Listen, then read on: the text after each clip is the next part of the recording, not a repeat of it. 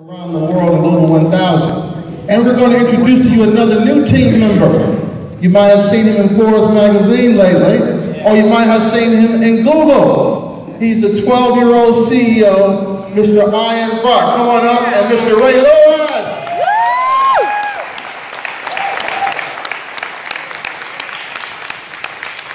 Come on over.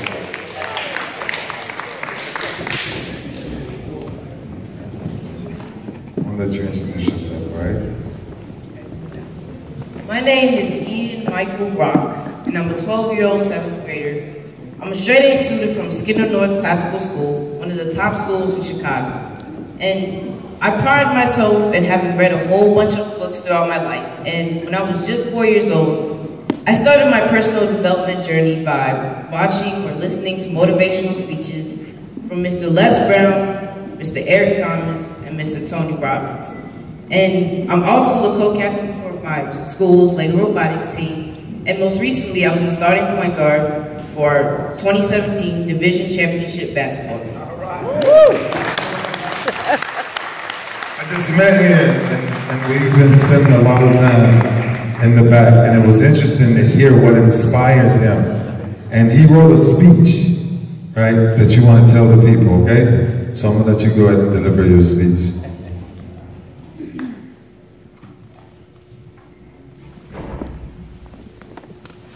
Ladies and gentlemen, in this great city, the city that I love so much, there are far more people dying of hopelessness than by all the bullets and all the drive-by shootings combined.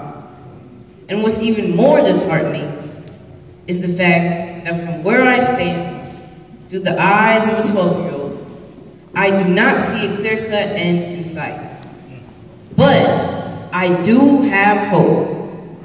In the early 90s, corporate titan, innovator, philanthropist Mr. Reginald F. Lewis believed that America could not afford to not develop all of its human capital.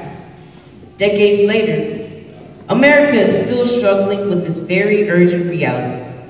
Even Mr. Warren Buffett is on record stating that America has essentially put a large percentage of its talent on the sideline. Further, Mr. Christopher Gardner, the gentleman whose life story was the focus of Will Smith's Hollywood movie, The Pursuit of Happiness, said that his mother once sat him down and offered him the cold, hard truth about life. As he sat there before her, she looked him in the eye and said in a firm and matter-of-fact tone, "Son, the cavalry ain't coming." Mr. Gardner later recalled this sobering truth. He said that it was a tough medicine for a kid to swallow.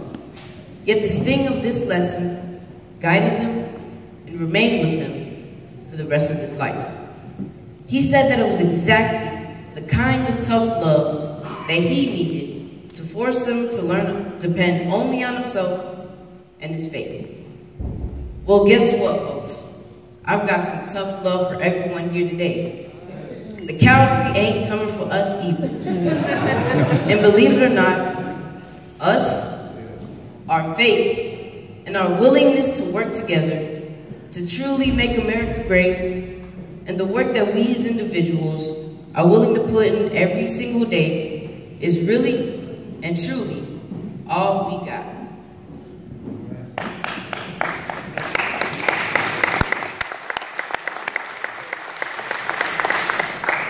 I've been blessed with the opportunity to have my story featured in Forbes magazine online, and most recently in Black Enterprise.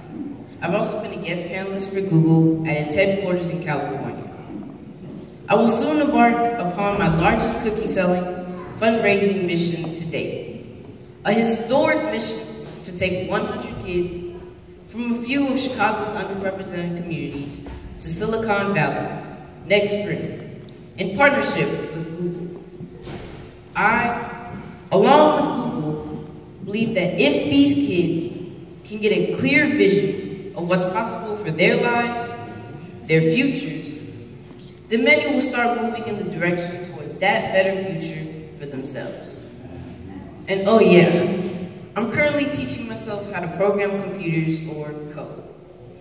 Now, I may be a little short in stature, and some may consider me a little bit on the nerdy side, but I consider myself a new nerd. A nerd with swag, if you will. A living, breathing representation of new possibility for underrepresented youth across America. Now, before I go any further, I want to take a quick moment to thank God for all of his amazing blessings. I also want to thank Mr. Devine for suggesting me to Dr. McCarthy, and Dr. McCarthy for meeting me, vetting me, and agreeing to allow me to speak here today. Now, I've come here today to speak to you about my current mission in life and how God has set the stage for me to bring my mission into the world. Right now, I'm working on a very, very exciting project. I'm writing a book about success for kids, written by a kid, me, entitled Dream, Hustle, Code. My primary reason for writing this book is to inspire kids like me to consider learning how to code by introducing them to stories about highly successful people and strategies that they used to overcome their fears, which eventually led to their extraordinary success. You see, technology is impacting all of our lives more and more every single day, from our smartphones to Facebook, Twitter, Instagram, and self-driving cars. Our lives are being lived through the technology created by others. Now, I challenge anyone here to find a single thing that you use in your daily life, aside from your physical body, that is not the product of some computerized system, neither its raw material or finished product form. I believe that knowing how to program computers is the quickest way to positively change the economic destiny of children living in economically challenged communities. Did you know that within a few years, there will be more than 1 million very well-paying jobs in tech and tech-related fields? These jobs are in danger of going unfilled simply because America does not have enough people trained to do the work. Well, guess what? That number will only continue to grow. At first glance, this may appear to be a big problem, but I see it as a bigger opportunity. But the opportunity cannot be realized until America does something about the fact that less than 30% of all schools in this country teach computer science and coding as a part of their core curriculum. Even bigger is the fact that the highest paying jobs for kids coming out of college with 4-year degrees are in tech and tech-related industries. Now imagine, what would happen if every public school in America taught computer science and coding as a part of their core curriculum for 10 years? In 10 years, America will be on the verge of producing an extraordinary generation with far less poverty, while creating an opportunity for kids from economically challenged communities to find hope for the future. A future where they too can be employed at jobs that will allow them to take care of their families, own homes, have health insurance, and in some cases, create new cutting-edge technology. The kind that can change or ease the way that we live our lives each and every day. That's a very real and incredible possibility. This is why for the past 3 years, I've been working with my parents on projects to help bring computer science and coding to kids from economically challenged communities. Our mission is to help end the cycle of poverty in those communities.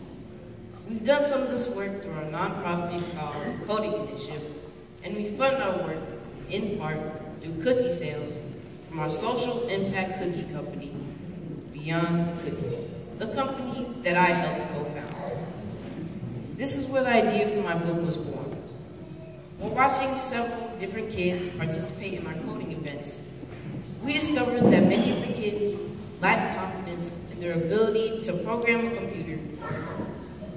The fear that they would fail was already there before they even tried.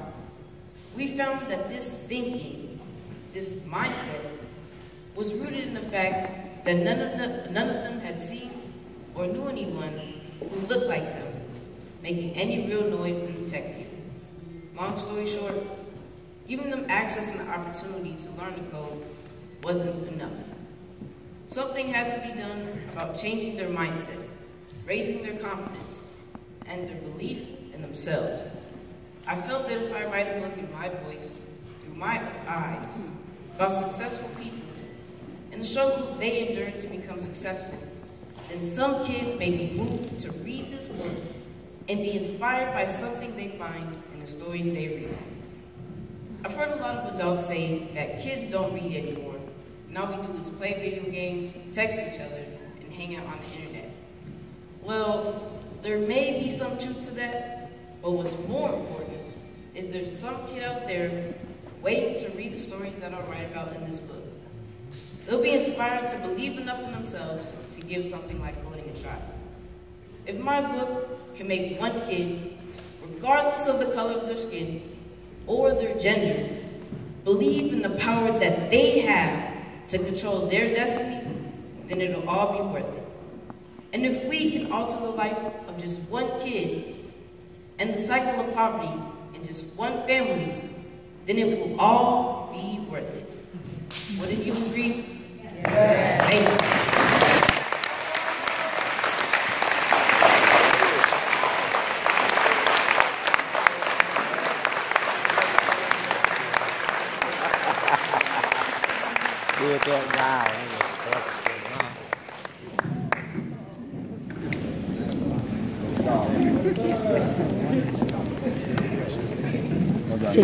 Shake everyone else's hand. Go. Man, I'm gonna go home.